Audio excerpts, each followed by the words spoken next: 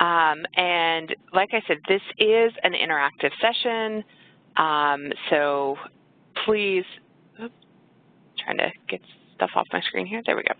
So please feel free, ask questions, make comments. Sorry, there we go. My thing was talking to me here. So it's going to be a back and forth. I do have some things prepared to talk about and show you today. If we don't have enough questions for the full hour, on my agenda today we'll be talking about the CRM, talking about surveys, and talking about my committees. But if you guys, I'd like to see if you guys have any other questions first before we move on to those items. So does anybody have any questions they want to start us off with? This is Catherine from AFPM. I actually have 3 specific questions. So my first question for the meetings, the review or reject option. For us, we have it set that it automatically just kind of approves everybody that comes in. Right. Is there a way to make it so for just one meeting we have to go through and approve and reject everybody? Unfortunately, we do not have a meeting-by-meeting setting for that. It is a client-by-client setting. So it would have to be the same for all of AFPM's meetings, how you wanted those to come in. Okay. If we have a meeting where we're being more particular about who can attend, is there any other option to kind of limit people for it? Well, do you know the group of people? Is there a way you could make a list of who's allowed to attend and only allow people on the list to register? Or do you know who these people are going in? Not each individual person, and we can't even do it completely by membership category because some of our members are kind of grandfathered into a category where they really should be in a different one. So that's where we're coming into a challenge. Is it a lot of people? We're not sure. We're doing something new this year, making one of our May meetings an invite only. Yep. So we had the same problem where we had both members who would be allowed to register. This is Deborah at ERIC. And we've done a bunch of what we call road shows, for lack of a better term. And we invited a whole bunch of non-members who don't have profiles in Matrix, so they can't register. And we didn't want to make it so cumbersome for them because they're prospective members, they're leads. So we had them, and we had no idea how many people were going to, come to this thing. So we had our members, we gave our members, we categorized groups of people. So in this case, you have members, but then maybe subcategories. So we gave one link that took them into the regular meeting for one group, and then the others, we gave them an email address. And then somebody in our office did have to, yes, it was manual, had to do the registration. Another option that we looked at, and then we registered them and sent them a thank you note, sent them the link to get into the meeting. The other thing that we looked at doing was using SurveyMonkey and create an invitation in SurveyMonkey. So it would sort of be like if you clicked on the question yes, then you get the information back, so someone didn't have to go and manually enter that information because SurveyMonkey would capture who it was, what their information was.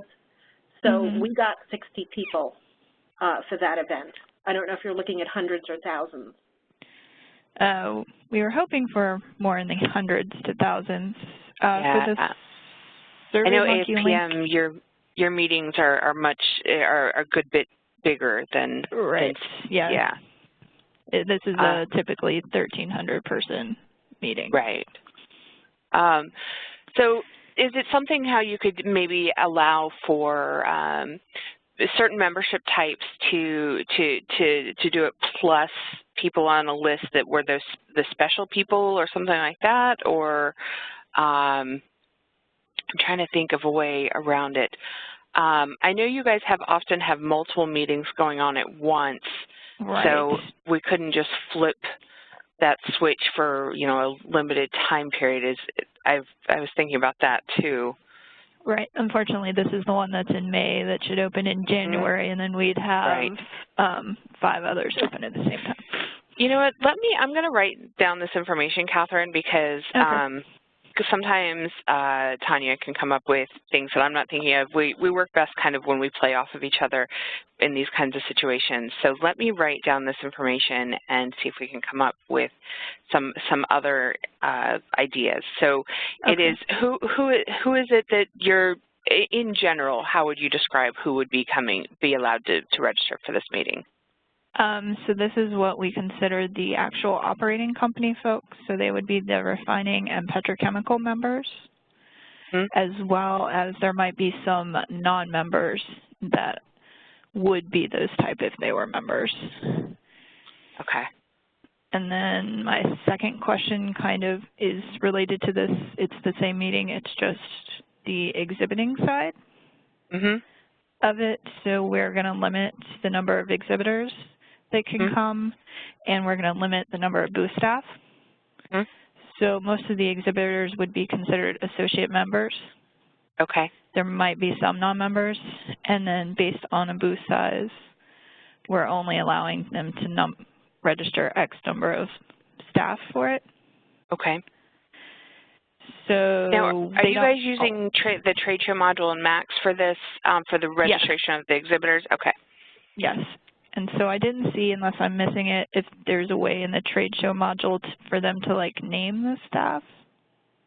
No, you can put in number of complimentary registrations that they're going to get, but it does not sync directly with the meetings. It's kind of a manual thing there. So basically, you want to be able to be complimentary. They would still have to pay for them.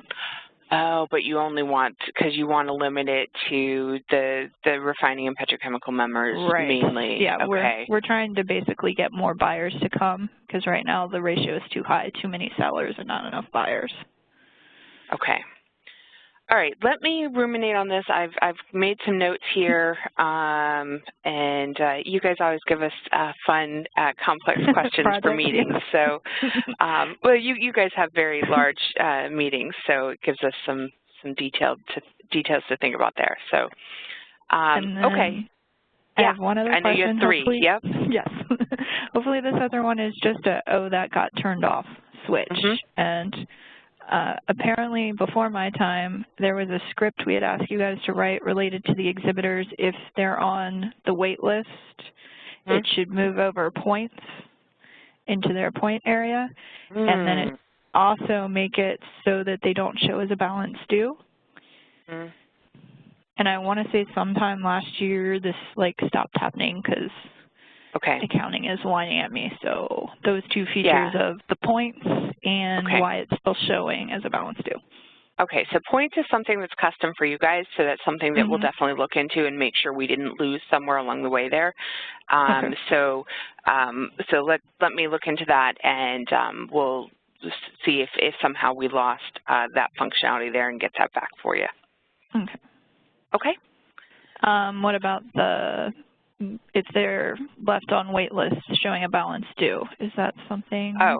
I don't know how that works for others. So to be honest, there's not a ton of clients who use the trade show module. So I can't say off the top of my head that, oh yeah, that works that way for everybody. I will have to go and kind of test it out myself. And so not going to be something I can answer on the call, but definitely something I can see. Follow up. Yeah, I have all the complicated questions. Okay. All right. No problem. Okay. All right. Who's next? This is Deborah, this is Deborah and Eric, and I've got we're another one of your challenging companies. Everybody has their own challenges because everybody's a little unique in their own ways. So. Well, mine are pretty simple this time because you already have my wish list. Yes. So we just have 2 kind of questions separate from the wish list thing, which was we're getting a lot of spam to our listservs that we create for both the committees, and we've noticed it's starting with some of the unique meeting ones. And we're only using the meeting listservs to send out to the people, to send the slide show to the people who are registered for that event. Are they actually, are the spam messages getting stopped by the list, or are they actually getting delivered to people? No, they're being stopped, but we're just wondering, is there a way that we can blacklist those specific? It's from 3 specific addresses. Yeah. So we actually ran into this situation with another client 2 days ago where their list traffic was getting slowed down because of thousands of spam messages coming from a particular domain name, and I mean, the list was stopping all of them, but it was taking up some of the processor power. So we can do individual blocks on like particular domain names or IP addresses. So if you put in a work request with that information, Deborah, we can give you information on doing that. So like I said, we literally did this 2 days ago for another client because they were running into the same issue. We're having some trouble now getting emails to go out quickly. And then the other thing is I'd like to hear from you and from the group best practices in deleting or disabling or making former individuals who create a profile. They are not people who should be members or have access, even though they're not getting behind the firewall. It's just making people here really nervous that we're getting so many of these.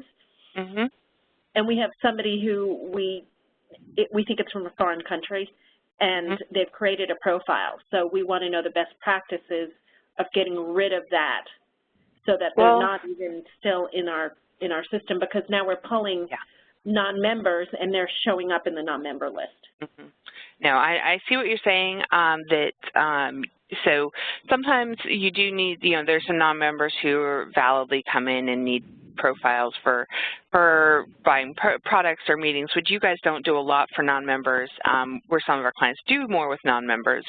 But I do know what you're talking about there. There is a delete feature that we can turn on just for admins, so like yourself and Kevin. It's not foolproof because it does not allow you to delete if they've been attached to anything, but it can help in some of these cases. Another thing that we could do is, or what a lot of our clients do, is they create a deleted person record or a merged person record, and they merge all of these profiles they don't want anymore into that deleted profile or merged profile person to kind of get rid of them without actually deleting any of the information. Okay, what about making them an out-of-business company? You can certainly do that. You can make them out of business. And then make the individual former. Yeah. I mean, they would still, the individual would still be in the system as a record, because they would just not be attached to that company anymore if you made them former staff, but they would still be in the system as a non-member individual. Okay. Because some of the records we're getting have to do with the other Eric, and it's really scary that principals of schools are creating records on our site when they're looking for the other Eric. Yeah. And don't even realize that they've given us all their information. Yeah, some people don't read what they're signing up for, unfortunately, but yeah. Okay, thank you. No problem. All right. This is Hannah from DSA. Actually, hi, I Hannah. have a quick question. Yeah. Which I'm hoping will be a quick answer. We had somebody on one of our committees. He at first said he wanted to be removed and then decided that actually he wanted to be added as a silent member or a silent, whatever that position is. When we re-added him, which we did fine, it then put a date under the committee leave date, which nothing was put into that to make it come up, and now whenever you try to delete it, it just seems to like increase it to an extra year. Is there a way to actually remove that leave date so that he doesn't have a termination date? It shouldn't require one. That's odd. I've never heard that before. Can you put in a quick work request for that so we can investigate that? Because no problem. That is something I'm not used to happening. Okay, I will do that. Great. Thanks. No problem. Hi there, this is Dean. I actually got a couple questions, and I probably got to go early on. Yeah, no problem. All right, perfect. So this is Dean from GMA. My question is concerning they're financial related. So we ran into a issue not too long ago where somebody had paid for 2 registrations, and it showed up within our statements once they did. But then the second person, we'll say persons A and B. Person A signed up for registrations for persons A and B.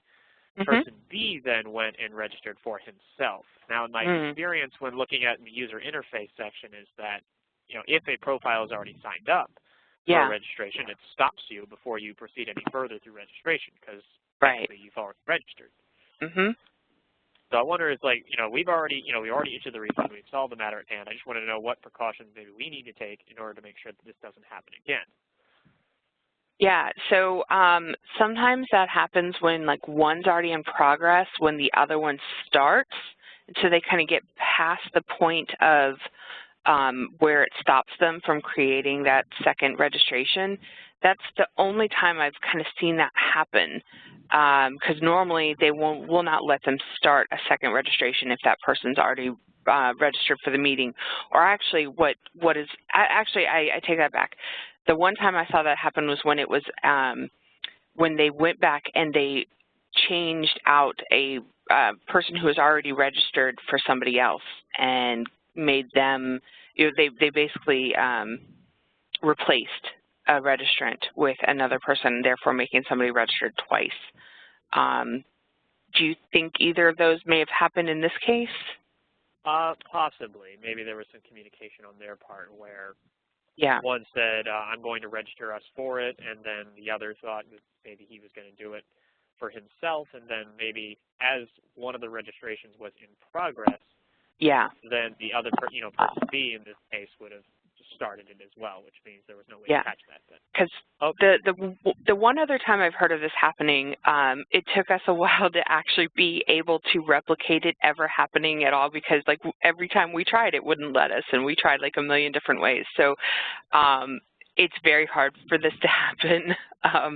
But if you do see this happen again and you want us to investigate it, definitely let us know. Send us the registrants' names. We can look at some of the page requests and things like that. Yeah, it's only happened one time, but if it does happen 2 or 3 times, I'll definitely give you out a call. But as it sits right now, it sounds like an error. Yeah.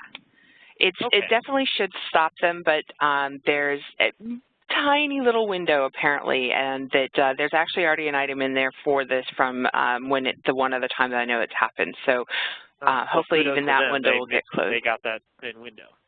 Yes. Okay. Yep. So my second question is, so we have a supporting organization called the Science and Education Foundation. They use our MaxX, they use our MaxX database to help send out letters, view possible donatees and supporters. Now, but what our finance team has to do is they have to break out what those donations are, because let's say we issue an invoice over to somebody, and then part of that invoice is actually a SCF contribution. Yes. So that gets sent over with their payment information. Now finance has to go and divvy that out to the SCF. And another thing too, SCF will market and sell different products, products, meetings, trainings, through MaxX. However, that, the way I understand it though is that payment accounts are linked to MaxX. They typically do one for one organization, correct? So we actually have another food organization who has a very similar use case to this, the United Fresh Produce Association and their foundation. And what we have is certain things in the system will go to a different PayPal account. Things coming into the fundraising system, and I believe some of the products. So we can, if you want us to explore that option with you, we can certainly give you some information and estimate on setting up something similar to what they have, where they have things broken out by module and I believe product, but don't quote me on the product part. But I think definitely by, their fundraising stuff goes to their foundation's PayPal account, where their, meetings go to the association account. Okay, so there is systems up in place where that can actually that can actually work. I would love any sort of information you can give me on that and what we need to do. Yep. Because that would certainly make operations here at the office much more efficient. Yeah, I understand that. I'm just making a note here. Thank you so much. And those are the only 2 questions I have. Okay, great. Thank you. All right. Any other questions before we move on to some of the stuff I have prepared to talk about? Yeah, this is Lisa. I've got a couple of questions. Yep.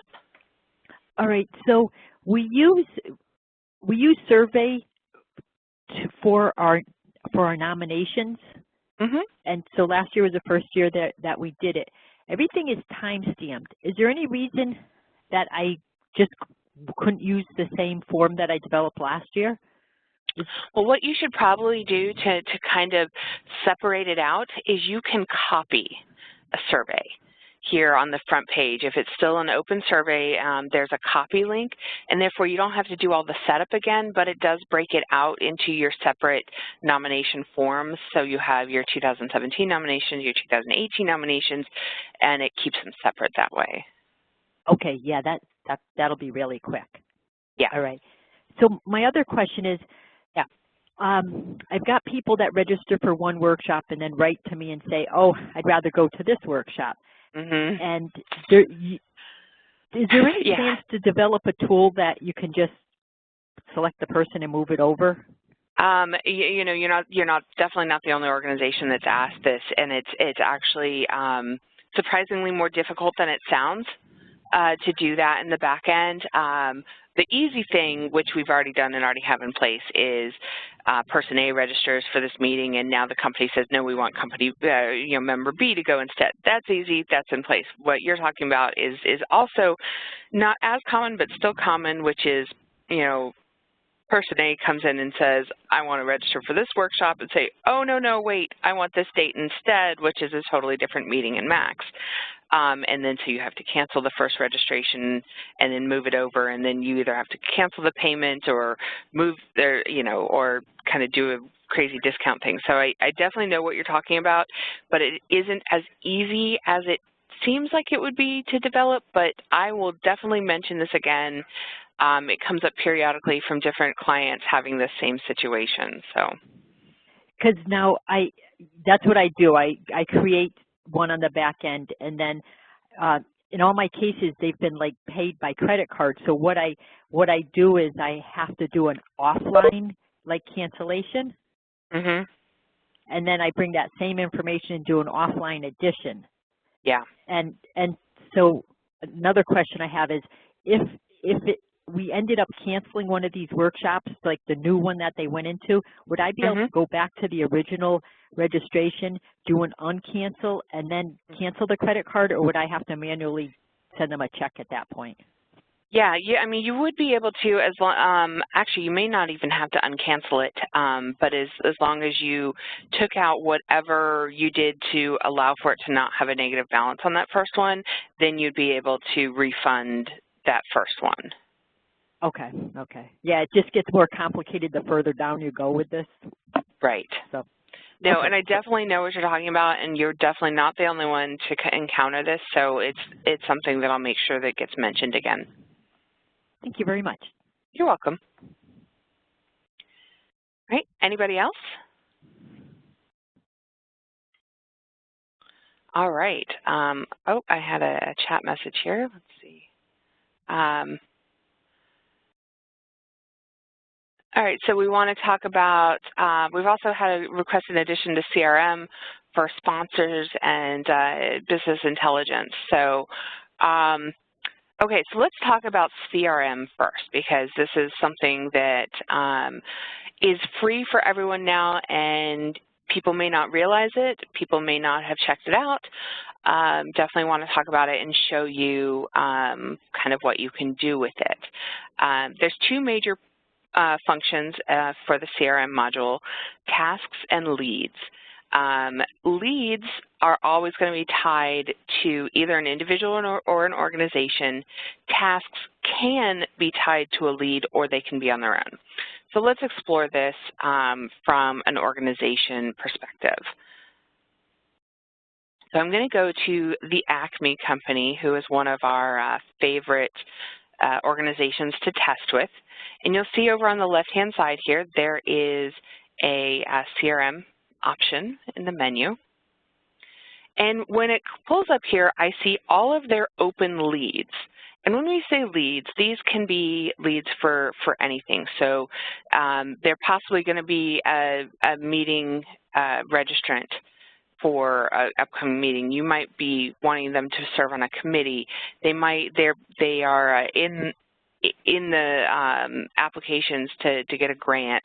You're trying to get them to be a trade show exhibitor, or their prospective member.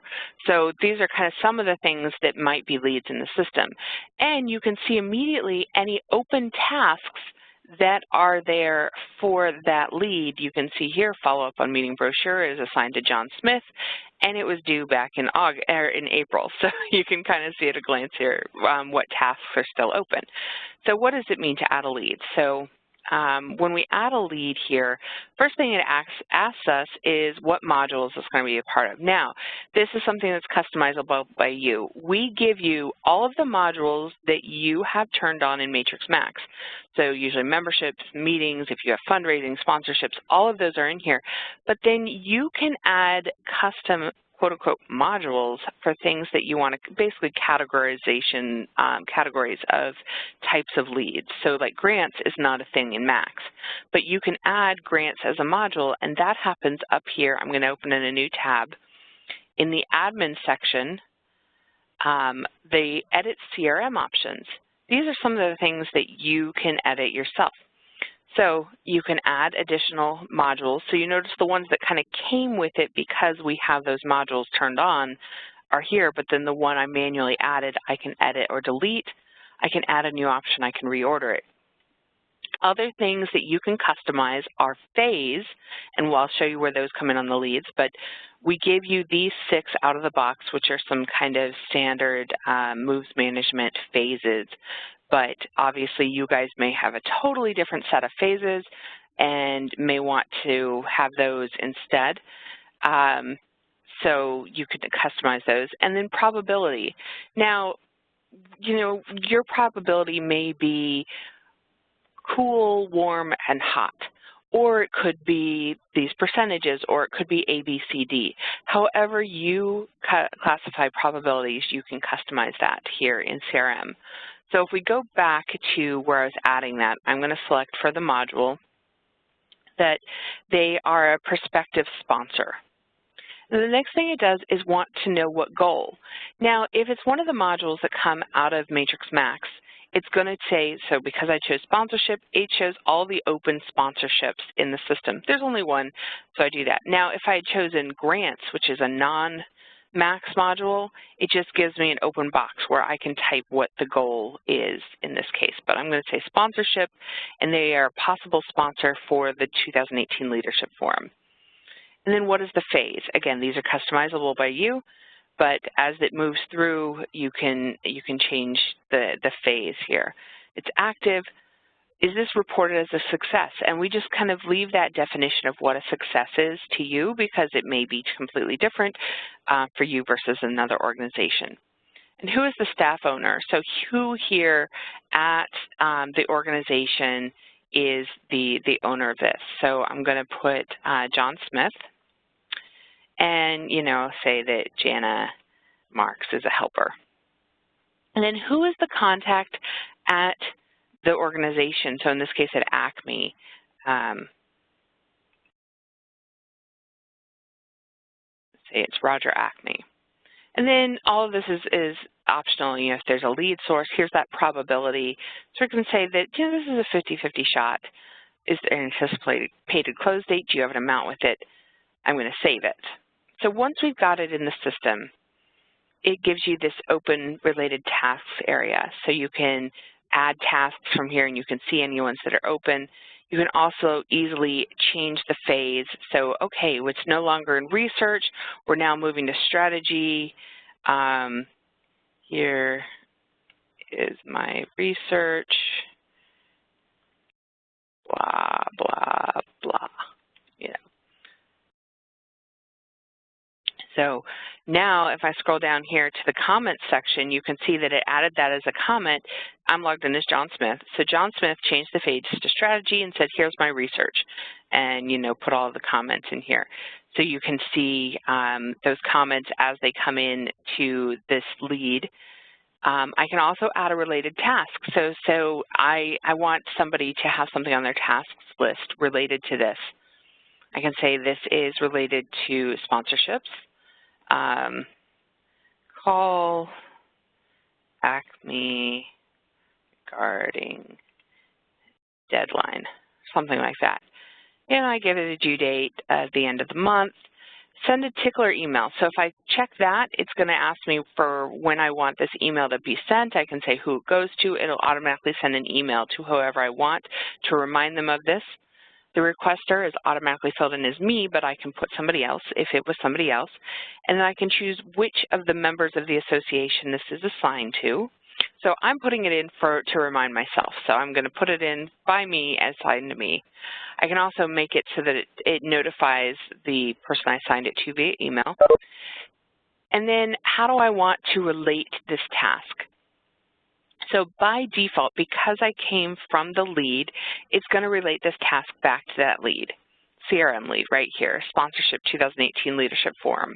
But I could instead relate it to the requester or the requester's organization or other individual organizations. So if you were doing a task that wasn't part of a lead, you could have it tied to one of those things. And then here's all the details, you know, for what needs to happen as part of this task, and I can do any related files. So now that that's in the system, if I go back to the lead that I was on, you can see that that task is now here. It's assigned to John Smith. And it's part of the strategy phase.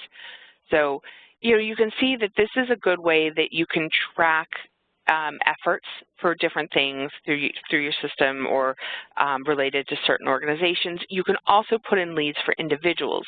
So that might be useful for things like if you're trying to get somebody to serve on your board and you're kind of following the steps and you want to make sure that the tasks get assigned to different people. So that is kind of leads at a glance. Now, again, you can have tasks that have nothing to do with leads. If I go to, actually, let me go to Roger Acme's. If I go to Roger Acme's page,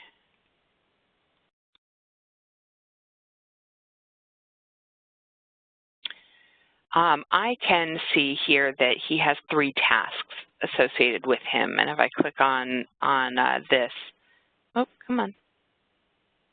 There we go. I can see the tasks related to him. But I can also, from this page, quickly add a task that is related to Roger's record. And when I go to that task page, it'll pre-fill in that it's assigned to him so that way I can, I don't have to do that part. But so you can have tasks that are related to individuals, related to organizations, related to leads, or just in there for whatever reason. And now, if I want to see my task list, I can add it to the front page. So here at the back at our dashboard, I can add a widget to the front page that says all of my open tasks and their due dates. Or if I don't want to do that, I can always go and see my tasks here. Or I can search for tasks, and I can either get them on a calendar, a search page, or export, and this way I can find tasks that are assigned to other people or other criteria. So, you know, it's a useful little feature. It's free. Everybody has it on, so you can use it today if anybody wants to. Are there any questions regarding leads or tasks or any CRM before I move on to the next topic? Okay. So the next thing that I was going to talk about was my committees. My Committees is a newish feature. Actually, the feature itself isn't brand new, but we've added a lot to it recently. And the majority of it is free, and most people have it. There's one feature that is an additional cost, and I'll talk about that. But the basic features are free. So what I'm going to do is I'm going to flip to the website first. I'm going to show you what the front-end user would see with this module. So I am logged in as Roger Acme on the public website. And I've gone into his managed profile. And you see there's a section here called My Committees. If I expand it, now you're going to actually see the paid part here first. The one feature that everybody does not already have is this ability to be able to add yourself to and remove yourself from committees. So the demo site has this turned on, so I can see that I'm on the board, I'm on the list committee and the test committee. Now I can choose to remove myself from the test committee. The board and list committee I cannot remove myself from. Those are not open committees. But there's some here that I can choose to join if I want. But what everybody does have is if you click on any of these committees that I'm on. So it would say I'm on, if I didn't have the paid upgrade, it would say I'm on these 3 committees. And if I clicked into one, I have this new My Committees page with a bunch of things regarding the board. So I have committee documents that are only available for the board members to see. I can see any meetings for the committee. So when you're setting up a meeting, if you select that is related to this committee, it would show here. I can also see a committee's only version of the roster. This has some additional information on it that is not available on the other versions of the roster, so only the committee members themselves can see this enhanced roster that has some more information on it. So this is kind of the user side and what they see with My Committees. Let me flip to the back end here and show you kind of a little bit of the back end. If I go here to the committees, I'm going to go to the Manage Committees page, and I'm going to choose that same committee, the board. And most of you are familiar with this. This is the board interface page. But if I click to edit, I go down here, and you can see that there are some additional fields. So here's one that if you had that paid upgrade where people can add or remove themselves, you can just decide who can add and remove themselves from this committee. Since nobody is selected here, no, people cannot do it on their own in this case. But the free part here is My Committees Notes. So this is the text that appears at the top of the My Committees page. So you can see right here, this is where that text appears. And then here's where you can upload those documents. So you can upload as many documents as you want, and only members of this committee will be able to view those documents. So really great, something that had been asked about, and so we finally added that in here. Also, and I'm going to go to, again, into that admin section that is so great. I'm going to go to the custom settings for site admins. And if you go to your personal profile, edit personal profile, this is all of the admins can access this and change it. You can decide right here, is the My Committee section enabled? So all you have to do is enable it to on, and then you can add in text for that section, and then it'll be on. And then also here at the committee section at the top, this is where you control what is on that committee's only roster. So you can control how many columns it is. Is there a photo? Is the title there? So if you don't want all that information on that roster, you don't want facts to be on there, you don't want phone to be on there, you can control that. So, it's a really great feature. And again, with the exception of the ability for people to add and remove themselves from committees, everybody has this. It's on right now. You can start using it right now. Any questions on this before I move on to the next topic? Okay. Great. So the next thing I wanted to talk about was surveys. Again, this is another feature that is something that was turned on for everybody, but not everybody realizes that they have it. So I want to make sure that everybody kind of gets just a very quick overview about what it can do. Now, for those of you who are familiar with SurveyMonkey, this is going to seem very familiar. It is similar to SurveyMonkey. We don't have nearly as many types of questions as they do, because that's all they do, and that's all SurveyMonkey does is surveys. But we have a good number of the basic question types, and the ability here to limit who can take the survey based on things in their profile. So it connects into their profile, and you can say only people who were registered for this meeting can take it, or only people who are this member type. So it kind of gives you some additional options that you don't have in SurveyMonkey, and it's free and available for you to use. So if I go in here to the 2016 board vote, you can see that I'm actually going to click on the edit settings so you can kind of see the different edits. You give the survey a name, whether it's published on the website, if there's a start and end date so that it would automatically show up or stop showing up at a certain point. What's the short name? And that's the end of the URL address that people would find, so that that you can make it a little friendlier. Is there an external description that should be at the top? What's the thank you page text?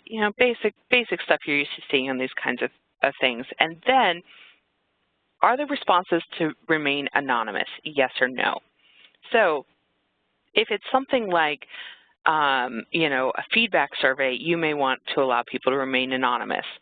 And we do keep track of if somebody has taken it, but we don't attach who replied with what in that case. And then, do you want to require participants to log in to take the survey? Now, if you say no, this whole section goes away. But if you say yes, now you can say, okay, who can take this survey? In this case, we said everybody. So they have to log in, but everybody can take it. Or you can say only members, or you can say only people on a particular mailing list. And as we know, you can make a mailing list of a lot of different types of things, including they registered for a particular meeting, or they purchased a particular product, or things like that. So you can limit who can take the survey that way. Now, once I've got the survey set up, I can set up the questions. So you can see here, you can have multiple pages. In this case, we have a 2-page survey. You can have multiple sections. In this case, we only have one section on this page, but I can add a new section down here. I'm going to call it very creatively section 2. And then you can add a new question down here. And like I said, these are just the basic question types. We don't have some of the really fancy ones that SurveyMonkey has, but you have your multiple choice, choose one, multiple choice, choose multiple, open response, short open response, and integer. So you have, the basic ones here. So I can say common open response, and I can say, what do you think? And you can even put help text here and say, give us as much info as possible. And is this required, yes or no? And then save, and it adds it to the section down here. So you can see right now we have on this first page, we have a section with 4 questions, one of which is required. We can edit the question. We have a second section with just 1 question. You can also reorder these really easily. So if I say reorder here, I can say, oops, this one actually needs to be part of section 2. And I can do that, and then save continue, and it'll reload this page, and that question is now in section 2, and you can see how it's an integer field here. So at any time, I can preview this and see what it would look like on the website. Now, once I've finished with this, it does not automatically link it from anywhere. There's no automatic surveys jumping off page, but you can take this URL here, and you can just send it via email and say, hey, go take this survey, or you can take this and link it from your CMS, your Sitefinity, your Express Engine, your WordPress, whatever it is you're using, and you can link that from whatever page you want. So, you know, the results, we come in and there's different results. Now, if it was anonymous, you wouldn't actually be able to click on individual responses. I'm sorry, you would be able to click on individual responses, but it wouldn't match whose was whose. But so you can get the results in a couple different ways here. So a basic survey module, but it does allow you to limit who can take it based on things they've done in the system. So any questions on surveys?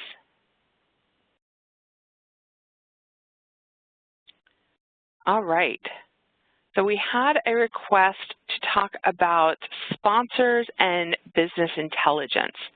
So let me talk about business intelligence first, and then we'll loop back to sponsorships. So if I go over here to reports, you'll see this section called business intelligence. And here we've got all of these turned on. Now, some of you guys may have some of these and not others. But there's some different reports here, and if you guys ever want to come in and play with any of this stuff on the demo site, please let me know. We can set you up with a username and password, and so you can play with any of these features that you're thinking about adding to your own integration or your own Max implementation before actually turning them on. I can also, you know, I'm always willing to do a demo for you if there's something that you're considering adding on. But so let's look at a few of these. So I think one of the neatest one is who is not engaged in activities, or the who is not doing what report. So in this, you can say what member type you want to report. So I want members, just regular members, and then I'm not going to do it by organization type, but here you say, I want to bring back a report of people who have not done whatever I've checked in the past 365 days. So in this case, I want people who've paid dues, but I want people who have not done any of these other things in the past year. And it's going to bring me back a report of those. It's going to take a moment to chug. And then, so these are all of my members in the system that have done nothing but pay dues in the past year. So these are some people who, you know, if this was your organization, you might be a little, you know, wanting to call them and follow up, and because all they're doing is paying you money and they're not engaging with you in any other way. So this is a good membership engagement report as far as who's all they're doing is sending you money. So if we go back to the business intelligence page, we can look at some of these other ones. We have committee engagement report by company and individual. So the company one, I think, is probably the more used one for our trade members. So this will give you, I'm going to do, again, just members. And I'm going to only report on the organization with the member record, so not the subsidiaries and children. And again, it's going to take a moment to chug away, but just a moment. And so this tells me for each of my member companies how many people they have on each committee.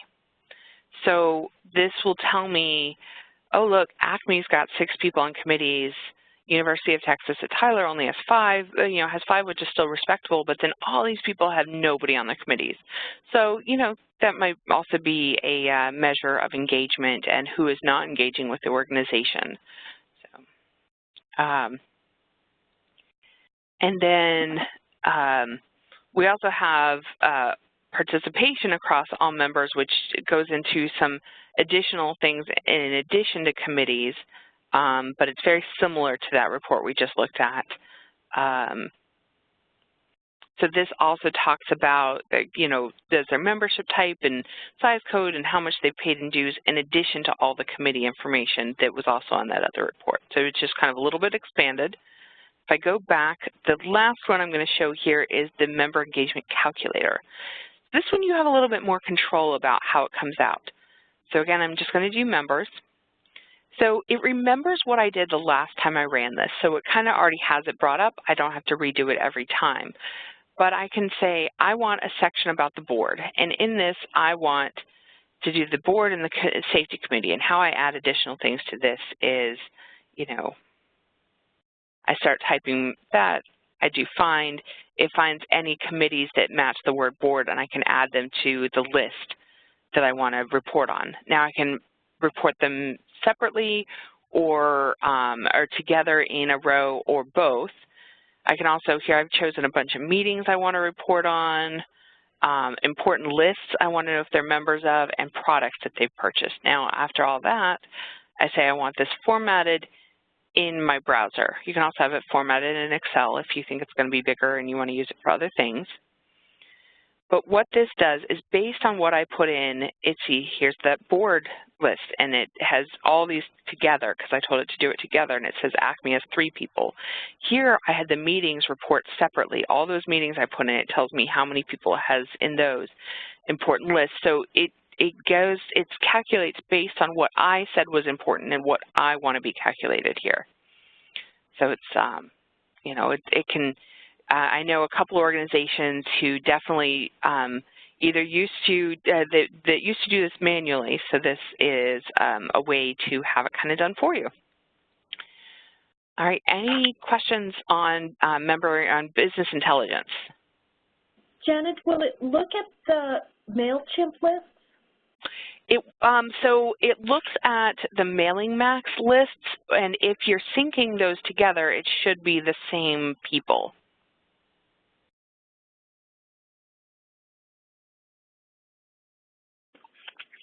I know that when we have a new person, that Kevin goes into mailing lists and then adds the subscriptions to those lists. Right.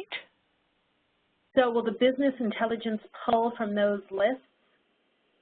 So he's adding the person in the MatrixMaxx list, correct?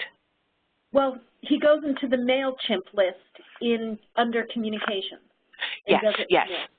Okay. So, yes, it will, and that important list, so if I go back 2 steps, this section here is where I had added, and you can do multiple sections of the same type.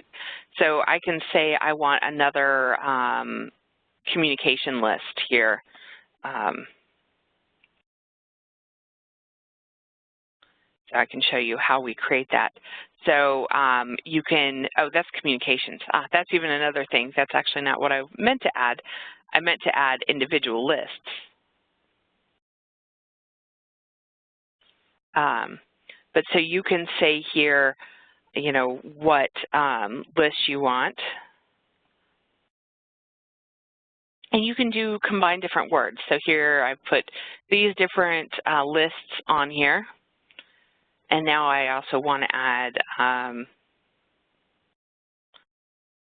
list. Oh, there's none with matrix in them. I also want to add the safety list. And then you can keep adding lists in here of what it's going to report back. So then it will go against, and they can be MailChimp lists, they can be non-MailChimp lists, they can be committee lists. So you can, whatever you deem those important lists are, can be added to this report. Okay, thank you. Yep, no problem. All right, if there are no other questions on engagement, business intelligence reports, then I will talk about sponsorship. So sponsorship actually lives in the fundraising section, although we also link to it from meetings because a lot of times those two are tied together. So if I go in here, you'll see that we have sponsors and opportunities. So those are kind of the 2 things we talk about in here. So I'm going to go and search for opportunities. So the way it works, I'm just going to do a blank search. And I'm going to pull up this 2018 leadership forum. You need to add in a sponsorship and the sponsorship opportunities that then sponsors can be added to. So in this case, and we only have about 5 minutes left, so I'm just going to give you kind of a brief overview here. I've created a sponsorship called 2018 Leadership Forum, and you can decide whether this is something that can be applied for on the website or whether only the staff can add people here. you can, add a bunch of different information on it, and then you can add what are the actual opportunities that people can sponsor.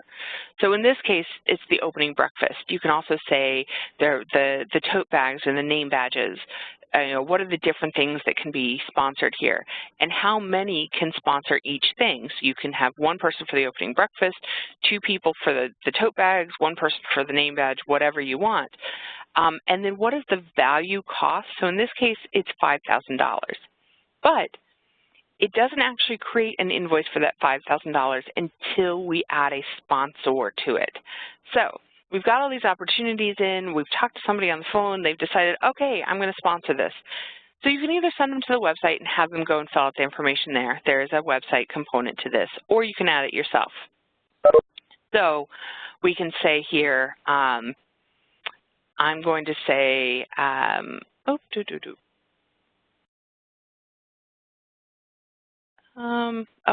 thought we need to add an easy way to make it here, but I'm going to say add a new sponsor on the left. And this sponsor is going to be Matrix. And then I'm also going to make myself the arranger contact. And save continue. All right, so the sponsorship I want is the 2018 Leadership Forum, and the opportunity is the opening breakfast.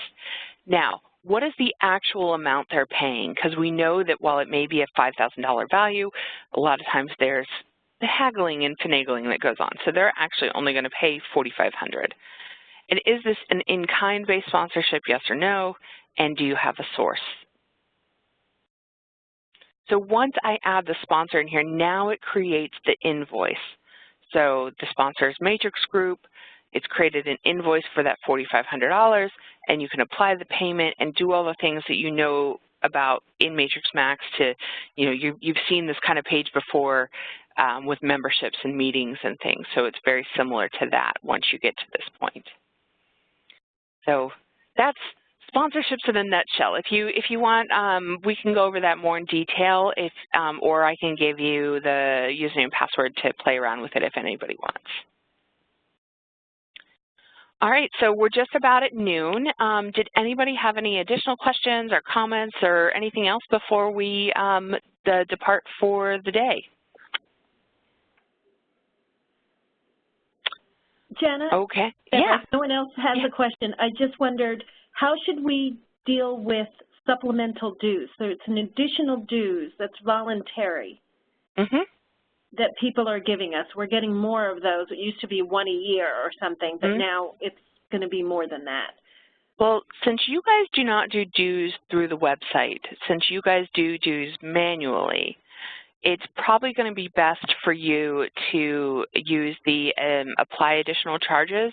Once you've created the application, you can apply additional charges, put that voluntary dues amount line item on there, and then it'll add it to the invoice. Okay, but there's no way to do an accounts receivable type of thing, which is to create the invoice so we know who hasn't paid in Matrix? Well, once you've added it as an additional charge to the invoice, it will show as an unpaid amount. Oh, okay, and then pay it up later. Okay, sorry, I misunderstood. Yep, okay. Not a problem. Okay, great, thank you. Yeah, no problem. Okay. All right. Well, that's it for our November session. We'll have another session in December. I look forward to hearing from everybody then. Thank you. Thanks, guys.